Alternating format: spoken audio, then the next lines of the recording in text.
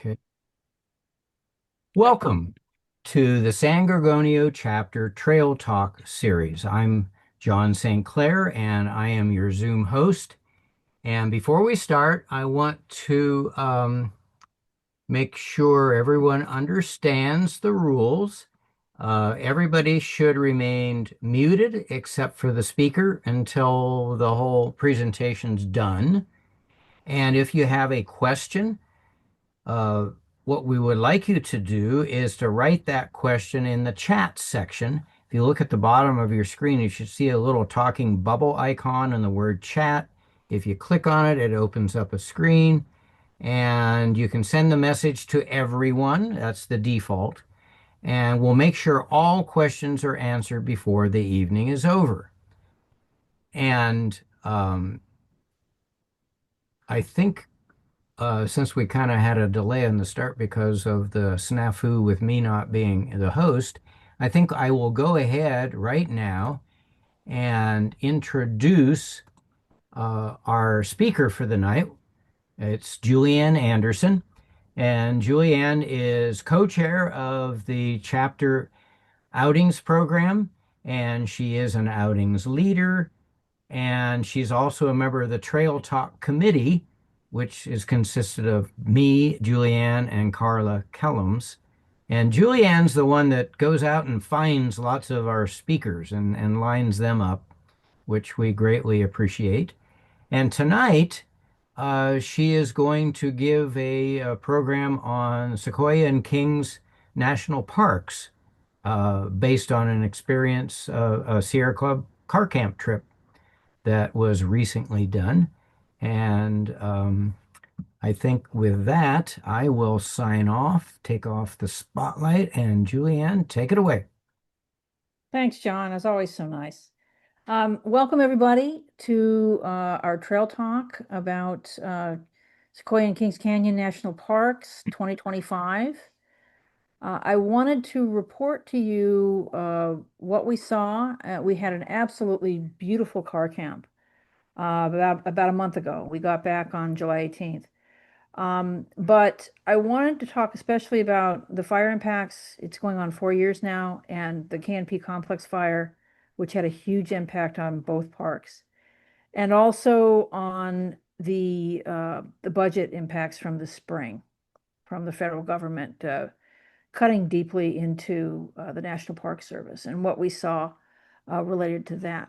So let me go ahead and get into my. I'm going to share my screen here. There we go. Do you see the menu? I do. Hold on. Here we go. Can you guys see that? Nope. Nope. Okay. Gotta click on the share button. Oh, hang on. And it's in the menu with the chat and the participants and all that stuff. Right, right. Let me do that. There we go. Okay. Now we can see your desktop. All right, brilliant. Can you see that? Yes. Okay. Let me get up to slideshow. You can start. All right. Wanted to talk about all these three subtopics: fire, beauty, and budget impacts. Main takeaway, everybody, an absolutely beautiful trip, and it's mid-July is a lovely time to go. Everything is still fresh.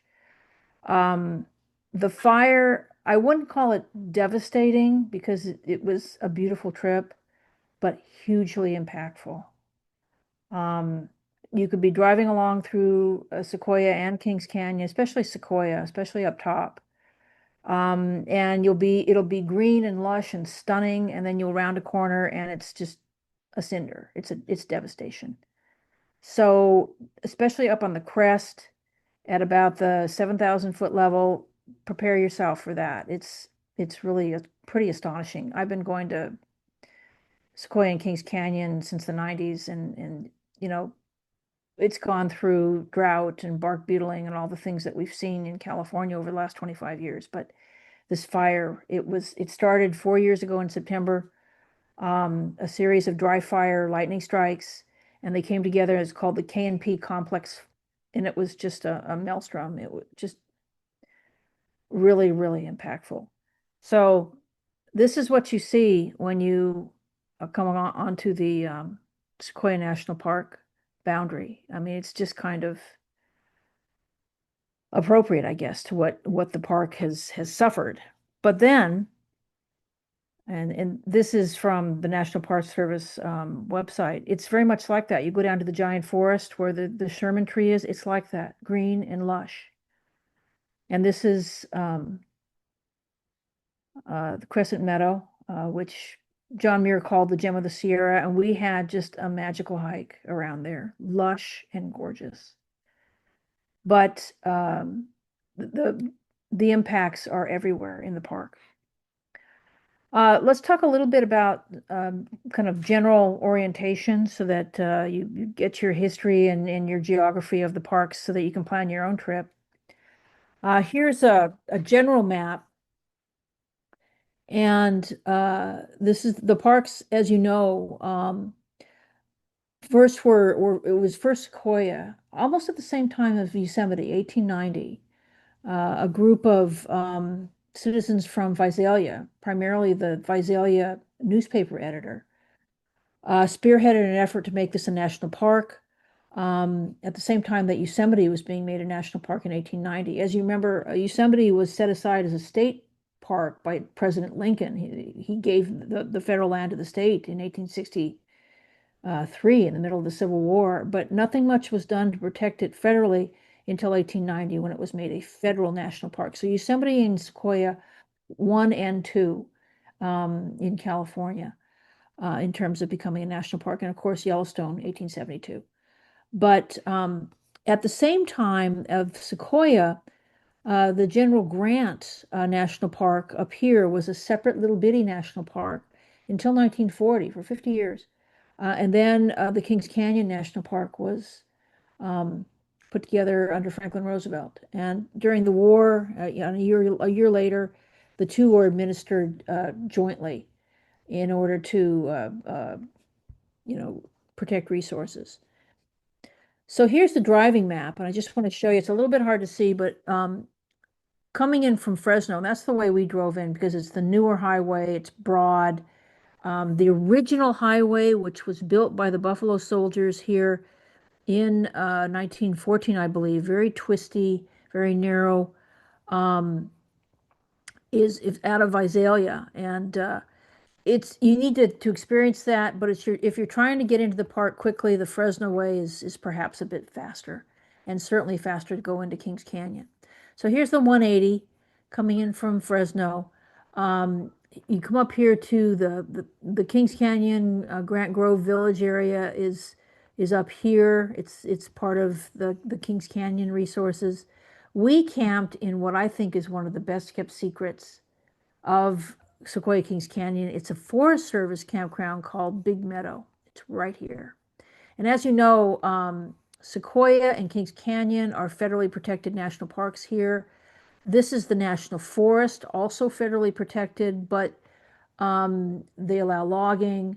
Their camps tend to be a bit more primitive, no water, vault toilets, but still absolutely beautiful. And this area is home not only to the Big Meadow area and a lot of pack mule and horse and mule resources, but there's also the beautiful Jenny Lakes Wilderness, and that's very near Big Meadow, and it's gorgeous hiking there. So we came straight down here to Big Meadow in this Forest Service road here, and we camped here. This road, as you should know, if you're going to go to Sequoia or if you have been, is known as the General's Highway.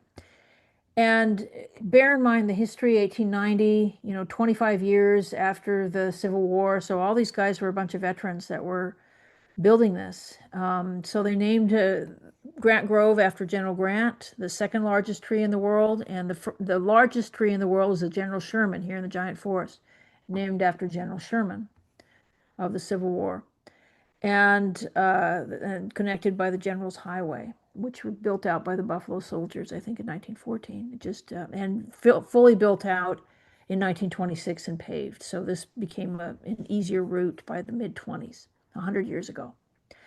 So just to give you more of an orientation, so this is the place where we stayed. The Stony Creek Lodge is the area here, also in the National Forest. The only source of gas in the park. So if you get there, this is where you gas up.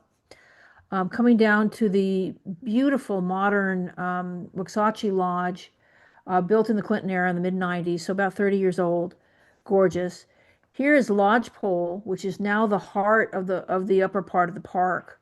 The administrative offices are down below, but this is the heart of the upper part of the park, higher elevation. Hugely crowded campground, but lovely. Very nice hiking out of there. Visitor center, stores, brand new visitor center, I should say. They reopened it during COVID. So it's a must see to come up to Lodgepole. The Sherman tree is part of the giant forest area down here, named by John Muir, giant forest. And you can see not only the General Sherman, which is the largest tree in the world, but also, extensive forest of sequoias there. And that was all saved during the KNP complex fire. Crescent Meadow, where we lunched our second day, is down here, just stunningly beautiful. The road to the Crystal Cave is out of there too, and that just reopened this summer, although we were unable to get reservations. It was so popular. And then if you want to go out the Visalia way, that's the way we left the park. So that's kind of a basic orientation. This is all at the 5 to 8,000 foot level. That's where sequoias like to grow. And so there's a whole belt of sequoias, the largest set of sequoias in the world. There are very few sequoias out of this area. A few, as you know, in Yosemite at the Mariposa Grove in the southern part of Yosemite National Park, which is up here. But this is it, folks. This is where they grow. And tragically, the KNP complex fire destroyed about 20% of those sequoias. They normally don't burn, but they burned in the KNP fire 4 years ago. So it was very, very impactful. So a little bit of the history here. Indigenous people, many, many tribes of native peoples called this home. And they moved, as you would expect, up and down from the Central Valley to kind of the mid-level area where the foothills, the oak forest, Powisha Campground is now there where their village, that the primary settlement was. And then moving higher up into what is now Lodgepole and Giant Forest, with the temperature and the hunting. So Mono, Yakuts, Paiute, Western Shoshone, Tabatabatal, many, many tribes called this area home, and then went back and forth over the crest of the Sierra too. As I mentioned, this became the second national park after Yosemite, both in 1890. Benjamin Harrison signed it into law. And the first rangers, 1891 through 1913, the Buffalo Soldiers under Charles Young. It was a group of African American cavalrymen, and they guarded the park before the Park Service came into being in 1916. Charles Young was the first black military superintendent of a national park. And these men were phenomenal. They built that road up from Visalia in one summer. Incredible engineering and work, and these guys did it. So they are to be remembered. First superintendent, Walter Fry, and his immediate subsequent superintendent are responsible for the swath of uncut wilderness that is Sequoia, clear up to Tioga Pass. They were going to build a highway through Sequoia 100 years ago in the mid 1920s, and the superintendents, I believe his name was White, Colonel White. He put a stop to that, and instead they built the High Sierra Trail. So that preserved that uncut wilderness. There's no transversing highway through Sequoia. Thanks to Colonel White, the superintendent that was after Walter Fry. Just wanted to give you some photos about what it was like shortly after the 1890 opening of the park. These are women in kind of turn of the century, turn of the 19th or the 20th century garb. Um, and here's what it looked like in Model T era. You know, early automobiles, probably in the late teens, early 20s, probably right after World War One. And if you note, this became a problem. This is down by the Giant Forest Museum. That used to be the campground. So many people were camping and parking on the root systems of the sequoias and the pines there. They were damaging the trees.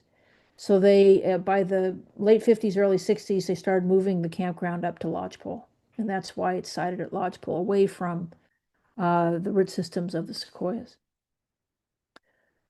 So infrastructure built, especially we saw a lot of CCC infrastructure during the Depression, during the 30s, and then right before and during the war, joint administration of Sequoia and Kings Canyon to save money.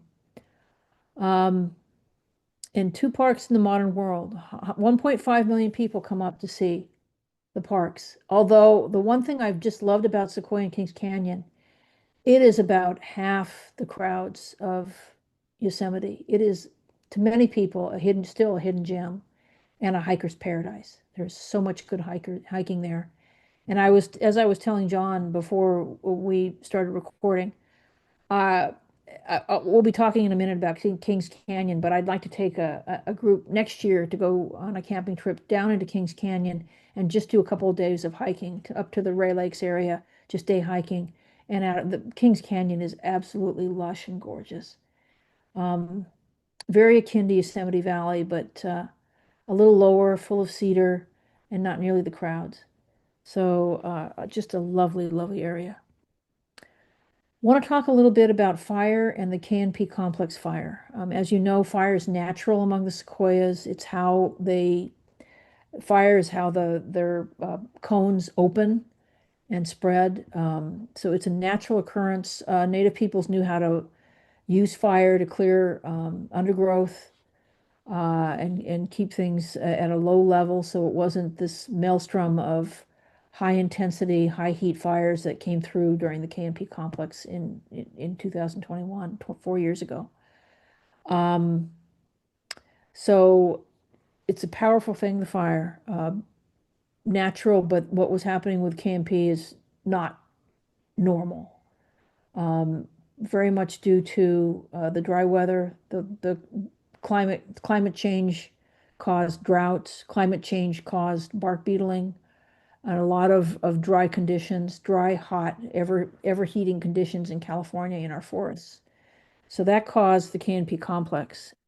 September 13th, 2021, almost 4 years ago, all these lightning strike fires came together and they merged to form the KNP complex fire, which burned for a couple of months. This is the footprint of the fire, the pink, almost the entire upper portion of Sequoia and Kings Canyon. Here's into Kings Canyon, but this is part of that was impacted as well, but this is the main impact that was so devastating to the sequoias. Here's the Sikorsky helicopter dropping retardant. Here's another one dropping water as the fire just blazed down these slopes, which you will see as you drive the General's Highway throughout the park. Here they're wrapping the General Sherman in building wrap. This is what firefighters use to protect buildings. It looks like foil, but it's special fire retardant wrapping. And that's how they save the General Sherman tree. Plus all the work that the Park Service had done with low intensity fires through the years, protecting the giant forest. This is in the Grant Grove. Our group saw this. This is a cabin there that was used as the first headquarters of the cavalry and horses and the park rangers used this over 100 years ago. So it's an historic cabin. They wrapped the whole thing in building wrap. Here's what this looked like. We saw many slopes like this in our drives through the park. This tragically was the Redwood Grove of sequoias, devastated. You can no longer go down there. It's up by the Grant Grove. Just devastating. Wanted to show you, this is what it looks like coming in the up 180 from Fresno into the entry, and you can look out the window, you see these incredible sequoias, with their beautiful orange bark. You could just really see them. But then you're driving, and this is what you see. So it's just, curve to curve. Some curves will be green and lush, some curves will look like this. So just be prepared. Now, planning your trip. Um, and I'm hoping you will see it next year or soon because it really is a stunning place to go and camp and hike and tour. Here are the basic areas of the park, as I mentioned, starting from the northeast.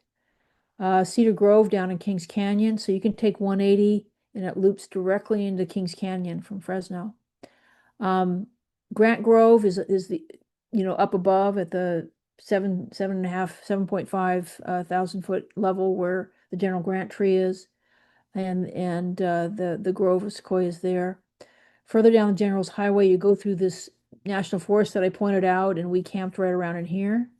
And proceeding south to the new lodge at Waxahachie, the Lodgepole Village area, the giant forest, which is this large area, which is the largest concentration. There are several hundred of the sequoias here. Just a beautiful and lush, full of fern when we were there. And then down into the foothills area as you proceed down slope into the oak forest. Branching off from the 198 is Mineral King, which, as many of you know, I know that Joan knows, Disney was trying to make this into a ski resort in the 60s, and the Sierra Club launched a mighty effort to beat that back, and we succeeded. So it's the work of our organization, along with others, that kept Mineral King pristine, and it was added to the national park after that. I also want to add that the Sierra Club did work in the 60s about the Kings River. It is a wild and scenic river because of our litigation in the 60s, and it was going to be dammed, and it was not because of our work. So Sierra Club litigation, just phenomenal work. Proceeding down here to the 198 toward Visalia is the Three Rivers area, and that's sort of the southern gateway. And then you go to Visalia. Uh, and I'll show you at the end of the program. There's always an issue with our camping trips. Every single camping trip has an issue. Um, John just was on one. It was on a mule pack trip, and somebody had AFib and had to be helicoptered out. Well, our trip was a lot less minor. I just drove over a spike and had down here by Three Rivers and had to be towed over, flatbedded over to Costco Visalia to get a new tire. And we'll talk about that little adventure. But always be prepared for something to happen on one of these trips. At least it wasn't somebody being helicoptered. But thank goodness on the last trip, Dr. Diane Hom, one of our colleagues, freshly retired out of Kaiser, was there and was with that hiker who was having atrial fibrillation. And so that was with great good luck that she was there. Resources in the park. Just want to give you just kind of an overlay of what's here. Sequoia, the southerly park. We've got the Foothill Oak area, which has its own visitor center coming up from Visalia. Then Giant Forest. The Giant Forest Museum is there, and that's your resource. And also down toward the Crystal Cave, which is absolutely stunning and should be seen. Lodgepole Village has everything. And Waxahachie, so you have a lodge there, you have camping, stores, laundry, showers, everything that you need. A restaurant, we got a grab and go lunch at the village market and headed down to Crescent Meadow, and we had a great time sitting on a tree, eating our sandwiches and soda. Mineral King has a ranger station. It's very kind of primitive. The road into Mineral King is probably the most primitive national park road I have been on. It is like a wagon road, that thing. So be prepared if you go to Mineral King. And also for the yellow-bellied marmots that nibble on your wires in your car, you've got to be prepared for that too. We did not go to Mineral King this trip, but it's a very beautiful area for hiking and backpacking. Kings Canyon further north. The Grant Grove Village is the area with most of the services up there.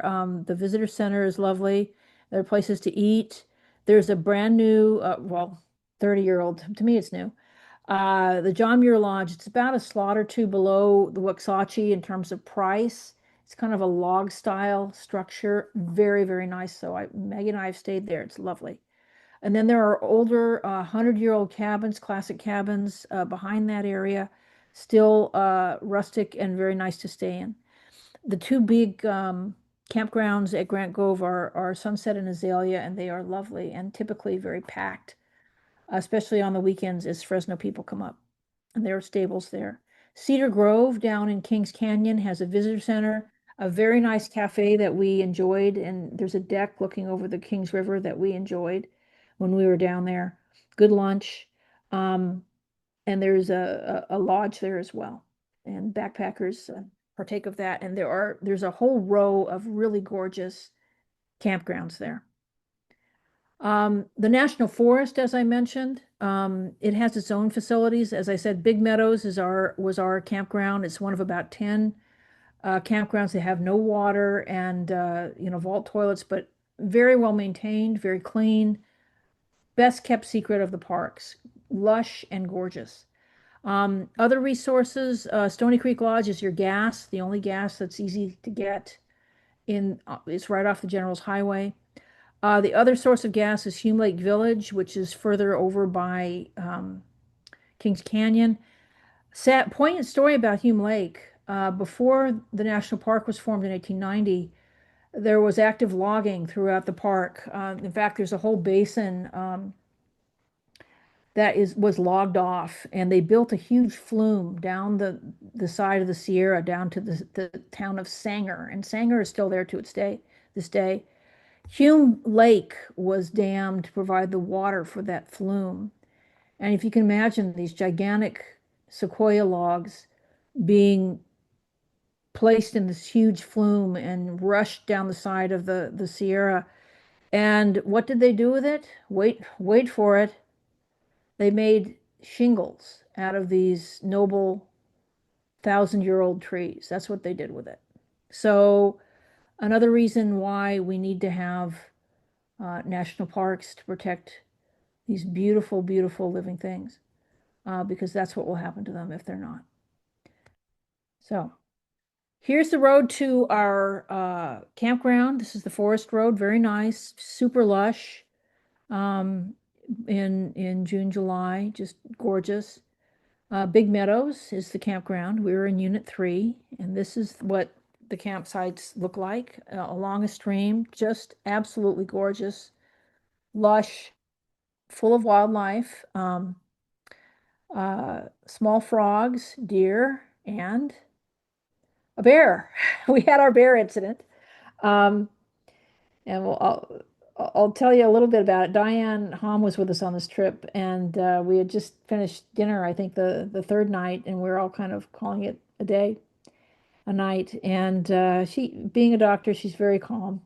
And she came over, she goes, Juliann, I think there's a bear in my campsite. And I said, really? And she said, yeah, I was getting in my tent and I heard a crash and I saw these big eyes reflected in my flashlight a few feet away.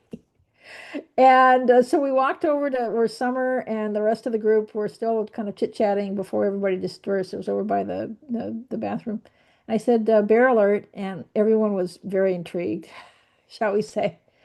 Um, and we decided to look for the bear. No bear. We saw a deer, but we did elect to sleep in our cars, and none of us remembered to tell Bob Marino, who was in his car but had the back open with his tent enclosure, and we forgot to tell him. And I think he was not amused the next morning.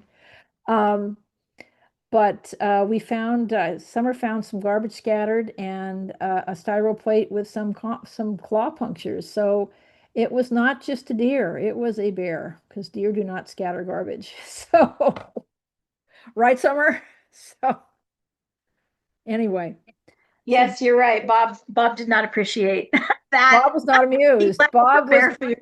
He was not amused. He sent me a picture today. Heart. This is the bear proof. Bless his heart. The bear proof. Yes, bless his heart. His bear proof enclosure around his Subaru. That's the bear-proof enclosure, very wryly put. So he was in here. The rest of us were locked in our cars. So, and this was the campsite where we had our kitchen. I think this is Diane. I think Summer and me, and I think Kieran.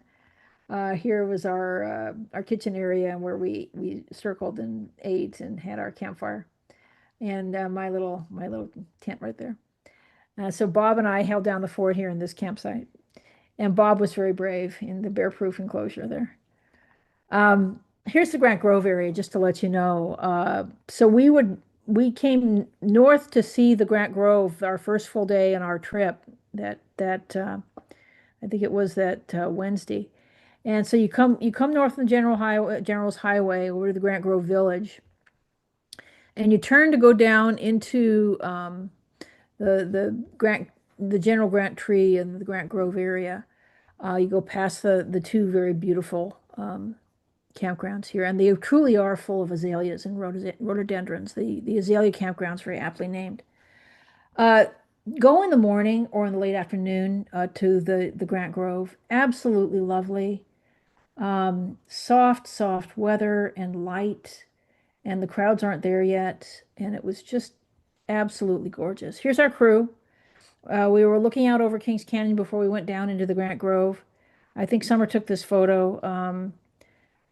Just here, Alex and Leo and Bob in the back and me and Diane and Natalie and Kieran. And here's Summer. I think I took this one. Summer's there too. So it was our whole group. We just had a lovely time. Great group. Um, there's the tree. The Grant tree, second largest in the world. Stunning. Named for General Grant. There's Natalie reading from the pamphlet at the various points throughout the walk. Just lovely, lovely, soft light in the morning. I highly recommend. And here's our crew standing in front of a fallen giant. Just had a great time.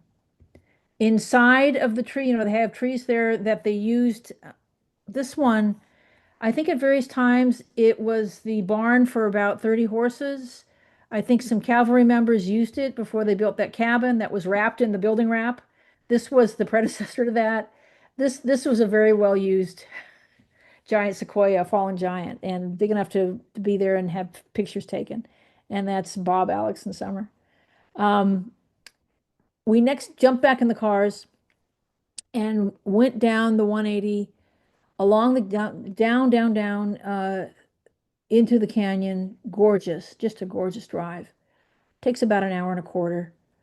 And then into the Kings River area, the Kings Canyon Scenic Byway to see the wild and scenic Kings River, undammed, and then down into Cedar Grove. And it truly is full of cedar. Just to let you know, just to get oriented, these are this row of really beautiful campgrounds that I think that we should go and try next year and just do a hiking trip. The visitor center and village, that's where we grabbed lunch, looking over the Kings River here on that really nice deck. Had a double dose of ice cream, so ate a lot of ice cream. And then jumped back in the car and proceeded over to Roaring River Falls. Oh, there was a very well-fed Jay there watching us eat our ice cream. And here's Roaring River Falls. Beautiful. Just gorgeous. You could stay there all day.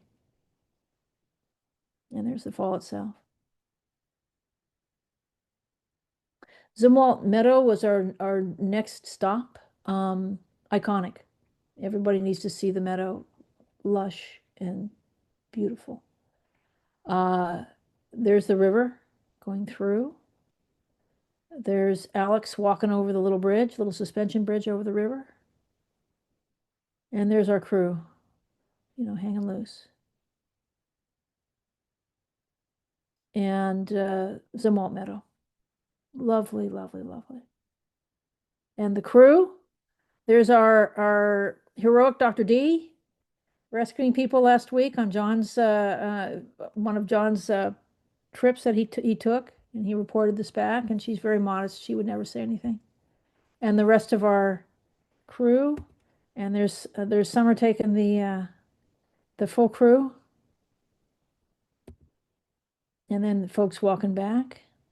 This um, mixed woods there.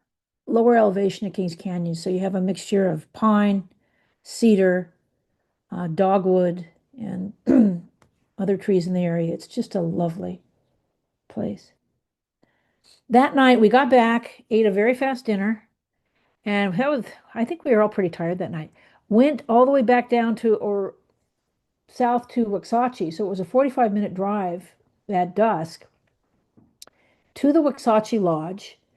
And this is one of the impacts of the defunding by the current administration. There were no evening ranger programs.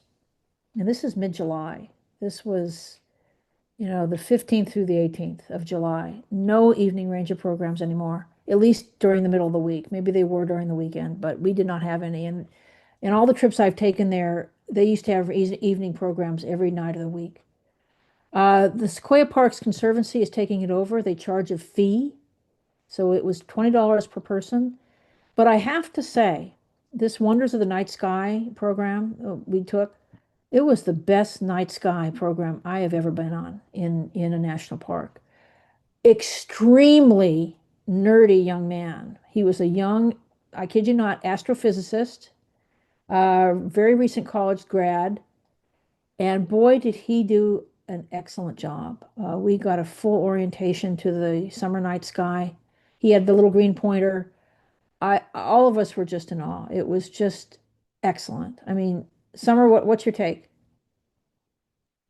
Oh yeah, he was pretty brilliant. And then the next day we met his roommate at the bookstore and I had a long conversation with him about Kerouac. He was reading Kerouac. So these kids, boy, they are they're These are great. This is the there's caliber some of, pretty serious people over there. They are yeah, brilliant. man, and reap the benefits of it. I mean, these are serious young people, and I appreciate it because that is bar none the best night sky lecture that I've been to. It was well worth the $20. So, but I have to say, I miss the evening ranger programs. Um, there's just something iconic about that in national park. So that's one of the takeaways of the funding. Um, Here's the Waxahachie Lodge where where we met, and it was obviously dark by the time we got there and parked. And then we walked very unsafely, I will say, across the highway up into a dark sky area, but we made it unscathed. Our very nerdy young man got us to an open area where he commenced his lecture. But Waxahachie is beautiful, and it's the meeting area for a lot of these Sequoia Parks Conservancy programs. And one thing I will say about this lodge, Maggie and I have stayed there off season. So if it's too cold for camping or the campgrounds, they close by mid-September. Um, this is a great place to be if it's a winter, if it's not heavily snowed in. We've been there when there has been some snow. We've been there when there's been no snow in a dry winter. There's plenty of hiking right out of the lodge behind. It's a lovely place to stay, and it's pet friendly. It's got a great restaurant. It's just really well equipped. So for shoulder season and for winter, highly recommend. And here's the night sky. Lodgepole. We proceeded to Lodgepole. This is a must-see. This is the hub of the whole Sequoia Kings Canyon area. Very, very crowded. That's the reason why we didn't camp there. You're just really on top of each other. The campsites are pretty small and close together, unlike what we enjoyed over at Big Meadows. But this should be seen. This is the brand spanking new visitor center. Gorgeous. 100% larger than the old one with really beautiful exhibits that take you through all the different areas of the park. The foothills region, sequoias, canyons, alpine, because you must remember Mount Whitney is part of Sequoia National Park. I mean, it goes all the way into the Eastern Sierra. So the park, traverses the Sierra, and all of that alpine stunning area is Sequoia. So something to bear in mind. Giant forest area. We proceeded down here after we grabbed our lunch at Lodgepole at the little cafe there, which was a lot faster than having, waiting in line for the grill. And then we went over to Crescent Meadow over here. So you come down here over by the giant forest, and then on weekdays, private cars can come up here on this lush, gorgeous Crescent Meadow Road. During the weekends, you can't drive private vehicles. It's all shuttles because it's too crowded, and it's a very narrow road. It's one of those old roads that, like the one up from Visalia, one of the original roads.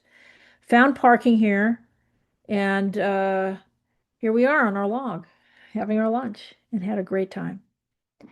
Here's the rest of us. There's Bob and the whole crew. Crescent Meadow, the gem of the Sierra, per John Muir. He loved this area, and he visited it. Knew the Tharp of Tharp's cabin, was there when they were still battling all the sheep, the shepherds, and he called sheep hooved locusts because they would come into a place like this and eat it down to the dirt. And the Buffalo Soldiers had a method. They would take the sheep and put them in one end of the park and the shepherd in the other end of the park. And that's how they dealt with the sheep problem if they were illegally in the park. Um, anyway, we had a magical, beautiful hike in this area. Just lush, shoulder high fern, just stunning. And there's part of our crew. Look at that, just stunning. And there were musicians. There was a string trio soloist uh, giving a concert, making a video in the park. Then we went up to the busiest part of the park, the Sherman Tree. This is where everybody goes. So you will have to find parking. That's a difficult thing, even on a weekday like we were there on a Thursday. It's very, very busy, but worth it. And be mindful, it is a steep walk. It's not ADA compliant. It's a very steep walk going down to the Sherman Tree. It starts here and then goes very steeply downhill. They've made it into stairs, but if members of your party may want to stay up above, one of our party members did, just because it was very strenuous. And there are places, kind of lookouts where you can view the Sherman Tree from above, which is very interesting. And there's the Sherman Tree. And some other trees. There's the bear that we saw that night. Thursday night was our bear encounter night, or as Diane said, it was the bear deer, because there was a deer. We saw the deer, but we saw the claw punctured styro, which was not a deer. So our bear friend in Big Meadow. The final day, Thursday or Friday morning, as we all left, we went to, this was the original campground area, and they've converted it into a beautiful museum. This is the Giant Forest Museum. Excellent, excellent exhibits. And we had lunch down below that, past Morrow Rock at Hospital Rock, a very nice picnic area in the very warm, although shady, oak foothill part of the park. We're getting down to the oak woodland where we lunched, and it was a lovely way to end, and we all kind of took off together. And but that was south of the Giant Forest Museum here, which was the original campground. Now, I wanted to show you, we did not see Crystal Cave because it just reopened this year. And in the old days, or not so old days, a couple of years ago, you could get same day tickets, at the desk at Lodgepole. No longer. You must make reservations for Crystal Cave well in advance, and that means weeks, if not a couple of months for high season, especially if you're going on a weekend. This is a big tourist attraction, and it's worthy of all the hoopla. It is a stunning cave. And it's funny, the last time I was there, it looked different. And I said to the ranger, why does this feel like Pirates of the Caribbean at Disneyland? It's because They hired the Disney lighting engineers to come light the cave, and it's lit in the same style, very beautifully.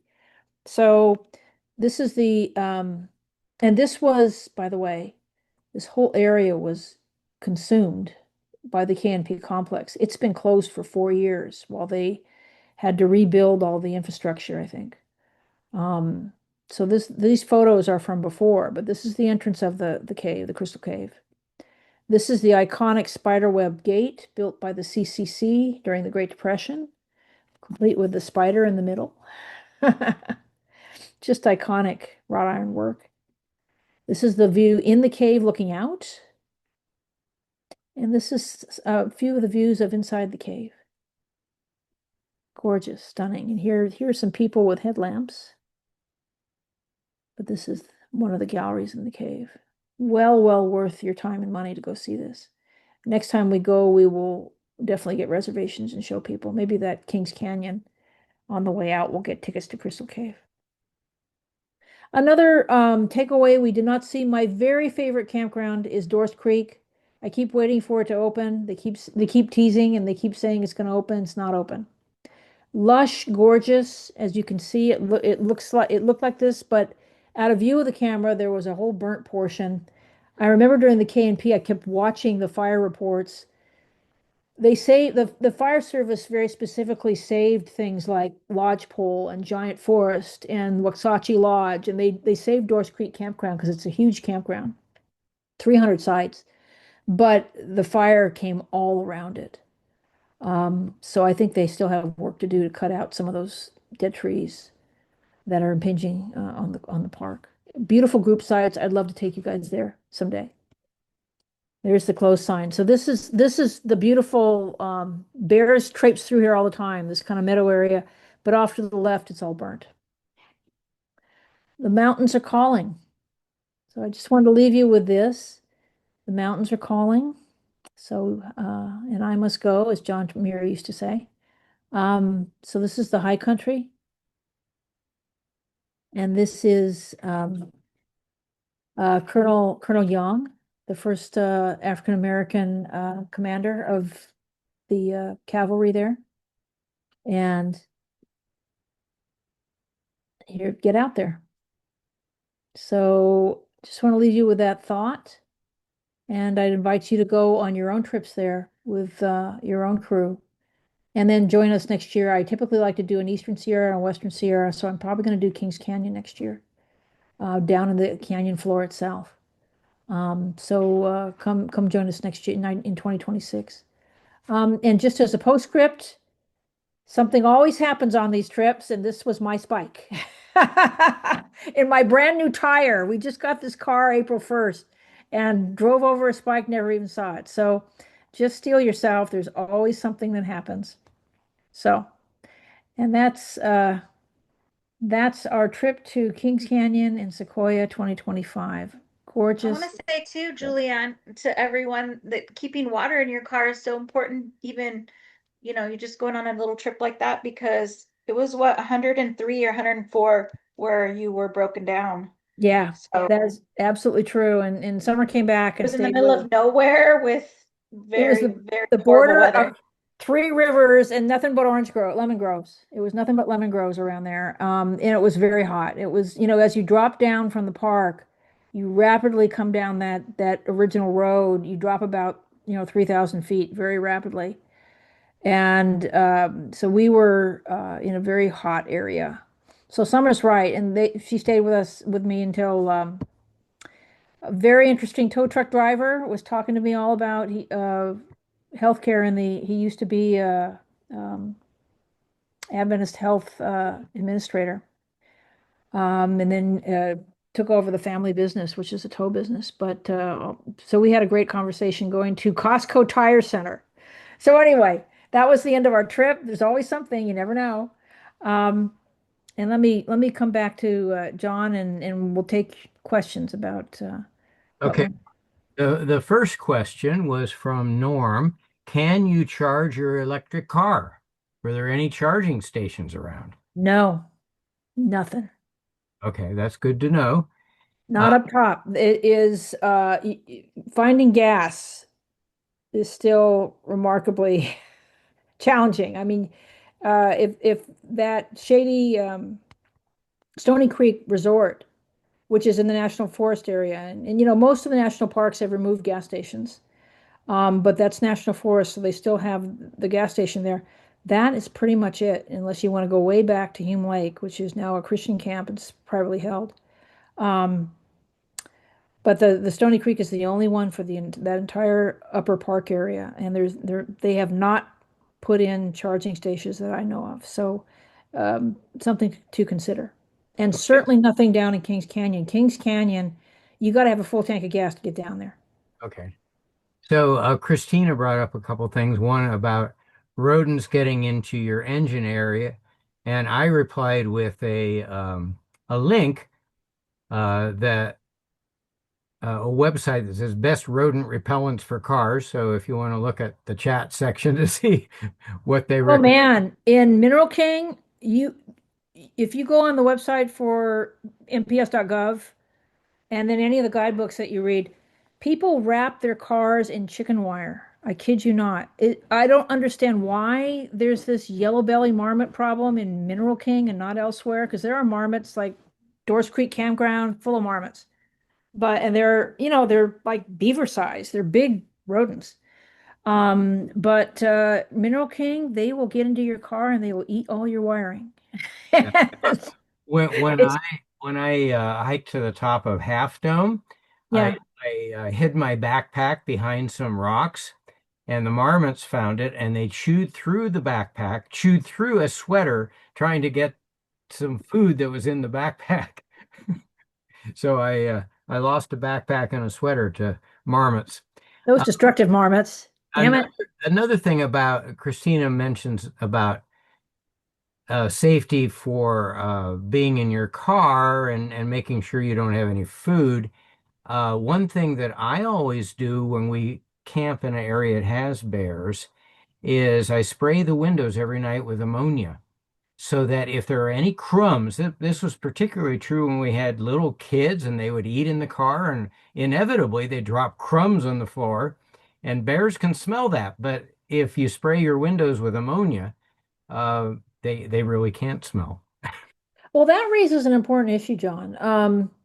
People were asking about bears and bear safety and whatnot. Now, all of us that have gone to Yosemite and to Yellowstone, you will get the lecture. Rangers must get so sick of it, but you know, you enter the park and they will give you the lecture about um, all food, everything with a scent into the bear box at your campsite. You know, the bear box is the size of a desk for those of you that haven't been there. It's huge and you know it's steel and you could put a couple of ice boxes and bags of food and all kinds of things in there. It's probably like almost, you know, 3 by 4 or 3 by 5. It's just a big structure. And they tell you don't leave anything in your car. You don't get the similar lecture at Sequoia. I've never heard of bears breaking into cars in Sequoia the way they do in Yosemite or Yellowstone. But you know, preparedness is the better part of valor, John. And so I can see how that would be handy when you have kid crumbs Well, everywhere. where I found out about spraying with ammonia was the one time we camped in Sequoia National Park. We stayed at a campground where a bear was coming in and breaking into cars every night. And so the camp host went around with a spray bottle of ammonia saying, "Do you want me to spray your windows? Because we're having lots of break-ins." Dang. Yeah. So anyway, Good Christina to know. also has a comment, speaking from experience, if you've never been to Kings Canyon or Sequoia, make sure the GPS is not set to avoid toll roads because it'll turn you off into some dirt forest road before you get to the toll entrance. So bad. So bad. Ah, And then there are lots of comments thanking you for a great presentation. I don't see oh. any other questions. Yeah, I have one where I ask for thoughts. You see that? repeat it. I have a friend who went recently to Yosemite, photographer, and was amazed at how few people there were in the valley. You could drive all over, lots of parking. Oh my goodness. and was mystified. But it Huh. doesn't look like Sequoia King Canyon was that way. Do you have any thoughts on how the cuts to the Park Service might have affected or not visitation? The visitation in Sequoia is always less than Yosemite. It was busy in Lodgepole, as busy as I have seen. I didn't see um, maybe a little lighter than I've seen in the past in Kings Canyon, but Summer, chime in on this. I mean, Crescent Meadow was packed. It was hard to find parking. Lodgepole was really packed. What I I think it was saw, hard to find parking, but it wasn't insane. And Big Meadow was completely empty. yeah, yeah, Big Benno was great. It was a great Yeah, camp. that People was don't, only thing there was cows. yeah, man, that's like the best kept secret because then you have it to yourself. And it's been that way in years past too. But the main takeaway, Joan, I think they laid off a bunch of rangers. The the ranger programming was not great. It was very sparse. In years past, there was like triple the amount of ranger programs all throughout the day, every day in high season. And mid-July is definitely high season, after the 4th of July. The campgrounds typically open around July 1st. That's when the snow is pretty much melted there at the 7,500 foot level. Um, I noticed the national park bathrooms were pretty and facilities were slammed a bit. They were not as clean as I remember in the past. So I think their cleaning budget has been slammed. Um, the visitor center there at Lodgepole was gorgeous and new, and the staff were it was fully staffed and good. So hard to say beyond that in terms of administration. I mean, I think these cuts were personnel cuts, and I think it's going to be long-term as you might expect, deferred maintenance, things not as clean, um, staffing and programming cuts. That's kind of the tip of what I saw. Summer, what do you think? I have a comment, an answer to Joan's question, because it's shocking to hear that Yosemite was not crowded. I've never been there when it wasn't horribly crowded, and I think Yosemite and Yellowstone are probably the two most well-known national parks, and typically there are a lot of international tourists that go to those parks, and I think uh, people are not coming to the United States from Europe and Japan as much as in the past, and maybe that's why Yosemite is being affected. Good thought. Yes, I there's would some truth concur. to that, for sure. Yeah, I would concur on that. And I saw far fewer foreign tourists. And typically you will see both European and Asian tourists, far fewer this year. And I'm pretty shocked about Yosemite, Joan, because I refuse to go there this time of year, until Labor Day, because it's the valley is madness. It's just mobbed.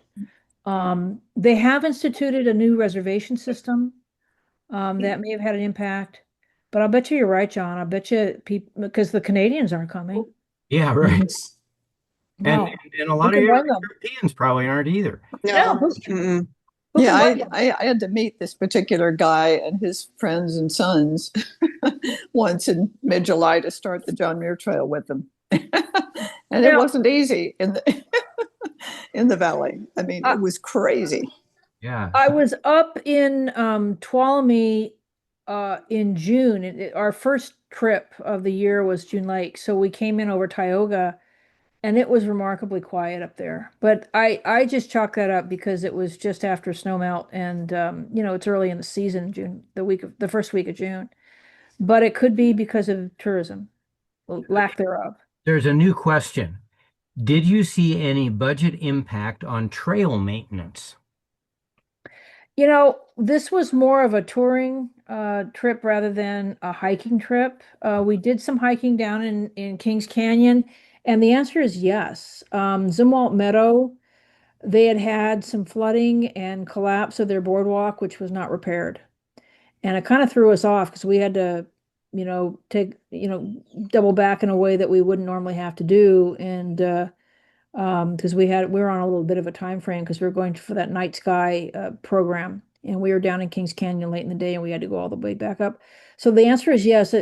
Normally, Zumwalt has a very beautiful boardwalk because it's very marshy, and that had been all destroyed. In I suspect they had such a heavy snowfall 2 and 3 years ago.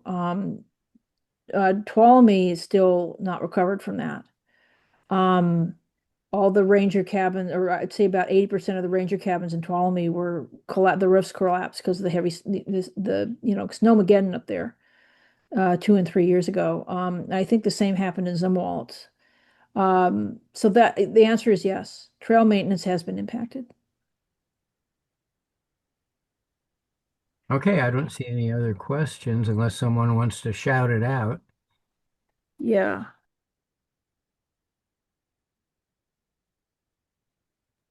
I think, there are three new I got here.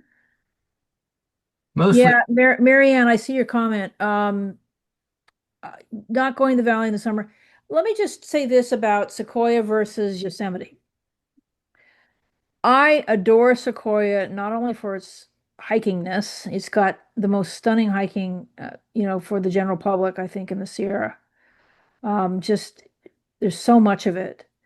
But it's less than half the crowds of Yosemite, even if we're down, because of the current federal situation. It's just much less known. I mean, if you talk to people here in Southern California, everybody knows Yosemite, not so much Sequoia. So worthy of visiting just to miss the crowds and to see the beauty, which is um, equivalent in so many ways to Yosemite and everywhere else. It's just a stunning park or pair of parks.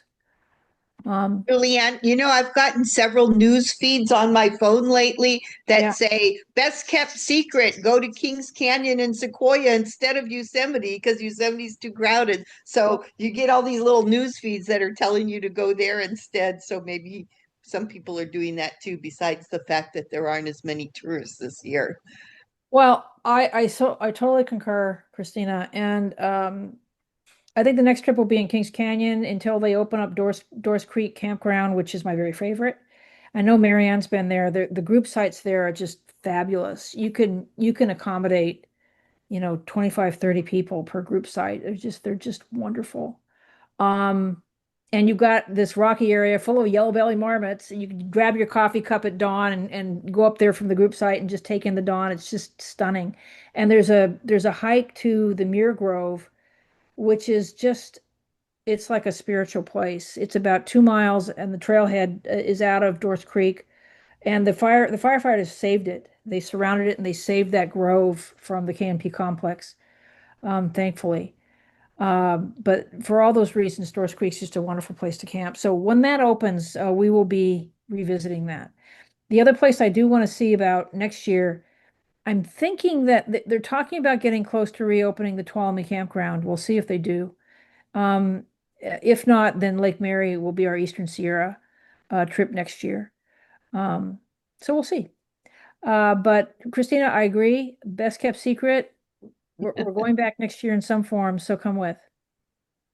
All right, I will try. I'm hoping to go back to Germany next year because next summer it'll be 3 years since I've been there. So Well, I don't know if we can hold a candle to seeing your family in Germany, but maybe find a way. okay, well, I think I'm going to stop the recording since